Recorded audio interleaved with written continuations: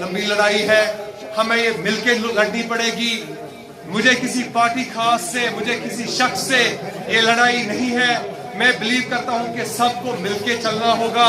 सारी आइडियोलॉजीज के लोगों को इस वक्त कश्मीर के जख्मों पे मरहम लगाने के लिए एक साथ आना पड़ेगा। गवर्नमेंट ऑफ इंडिया पे प्रेशराइज करना पड़ेगा कि हमारे यहाँ पे हालात ठीक करने के लिए एक क्रेडिबल पॉलिटिकल इनिशिएटिव स्टार्ट कीजिए।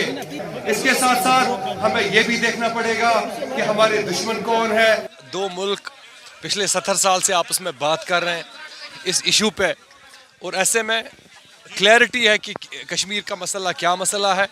मेरा सिर्फ इतना कहना कि दो कंट्रीज़ को आपस में मिल के इस इशू को हल करने की कोशिश करनी चाहिए कि मसला पार्लियामेंट के अंदर बात करने का नहीं है। मेरा कहना ये है कि हमें कश्मीर से और आवाज़ों को आगे आना पड़ेगा, और वो आवाज़ें पार्लियामेंट के अंदर, पार्लियामेंट के बाहर, असेंबली के अंदर, असेंबली के बाहर, दुनिया की बाकी जितने भी प्लेटफॉर्म्स उनको मिलते हैं उन पे कश्मीरियों की बात करने वाले लोग होने चाहिए, जो हमारी पॉलिटिकल राइट्स की जो बात है उसको सही तनाजुर में दुनिया के सामने पेश करें।